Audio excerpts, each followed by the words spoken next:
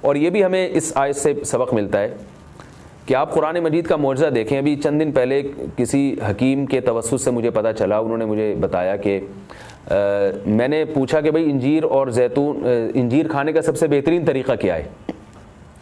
تو ان حکیم صاحب نے بتایا کہ آپ انجیر کو زیتون میں ڈبو کے استعمال کریں, یعنی انجیر کے ٹکڑے کریں اور 2-3 چمچے زیتون کپ میں ڈالیں اور اس میں انجیر کے ٹکڑے کر کے ڈبو دیں آپ اس میں, اور رات کو آپ ڈبو دیں اور صبح اس کو استعمال کر لیں, وہ زیتون بھی کھا لیں ساتھ میں. تو اس وقت میرا ذہن اس طرف نہیں گیا. اب آج جب میں یہ اس آیت کا درس دے رہا تھا تو مجھے خیال آیا کہ یہ تو اللہ نے خود قرآن میں دونوں کا ساتھ ذکر کیا ہے. حکیم تو آج کہہ رہے ہیں 1400 سال کے بعد کہ ان دونوں کا ملاپ بہت بہترین ہے صحت کے لیے, تو قرآن میں اللہ نے کیسے دونوں کا ساتھ ساتھ تذکرہ کیا ہے؟ تو یہ عجیب اتفاق ہے, اور بلکہ قرآن کی بلاغت ہے اور قرآن کا ایک قسم کا معجزہ ہے کہ آج بہت ساری چیزیں جن کی تحقیق ہو رہی ہیں وہ قرآن میں اللہ تعالیٰ نے ان کے اشارے پہلے سے دے دیے ہیں. انجیر اگر آپ زیتون میں ڈبو کے استعمال کرتے ہیں تو اس کے کیا فوائد ہیں؟ ایک فائدہ تو یہ ہے کہ انجیر کو چبانا آسان ہو جاتا ہے, ورنہ انجیر بہت سخت چیز ہوتی ہے, اس کا چبانا آپ کے لیے مشکل ہے. جب آپ اس کو زیتون میں ڈبو دیں گے, آپ صبح جب کھائیں گے تو آپ کو پتہ چلے گا کہ وہ نرم ہو گئی ہے, اس کا کھانا آسان ہے. اور دوسرا فائدہ یہ کہ اس سے زیتون کا کھانا بھی آسان ہو جاتا ہے. آپ اگر زیتون ویسے ہی چمچہ بھر کے پئیں گے تو جو لوگ زیتون کے عادی نہیں ہیں ان کے لیے مشکل ہے اس طرح سے پینا, وہ ٹیسٹ گین ہوتے ہوتے کافی ٹائم لگتا ہے.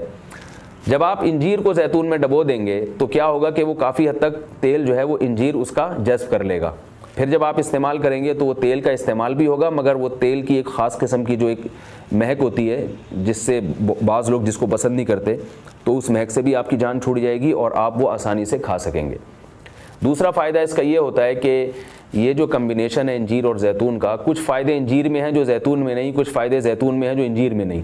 تو یہ کمبینیشن ایسا ہوتا ہے کہ آپ کو ایک صحت کے لیے ایک بہترین ٹونک مل جاتا ہے, کولیسٹرول لیول آپ کا کم ہو جاتا ہے, قبض آپ کا ختم ہو جاتا ہے. یعنی اطباء یہ کہتے ہیں کہ یہ 2 آتشہ بن جاتا ہے, یعنی انجیر کا فائدہ بھی ڈبل ہو جاتا ہے اور زیتون کا فائدہ بھی اس سے ڈبل ہو جاتا ہے. تو جب اللہ نے قرآن مجید میں ایک چیز کا بہت اہتمام سے تذکرہ کیا ہے تو ہمیں اس کو استعمال میں لانا چاہیے. میں نے عربوں کو دیکھا ہے وہ بہت زیادہ انجیر اور زیتون کا استعمال کرتے ہیں, مگر ہمارے ہاں صبح صبح لوگ جیم کا استعمال کر لیں گے, شہد نہیں استعمال کرتے, اور بچوں کو ٹافیاں کھلا دیں گے, انجیر نہیں کھلائیں گے کبھی بھی. میں اپنے والد صاحب کو دیکھتا تھا, وہ ہمیں انجیر لا کے دیا کرتے تھے, ہم کھاتے تھے اس کو شوق سے, والد صاحب خود بھی استعمال کرتے تھے.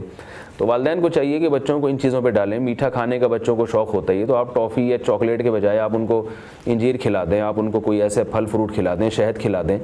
تو ان چیزوں پہ لانا چاہیے, کیونکہ اللہ تعالیٰ نے صحت کی حفاظت کا بھی ہمیں حکم دیا ہے. قرآن و سنت میں اس کا بہت تاکید سے حکم ہے.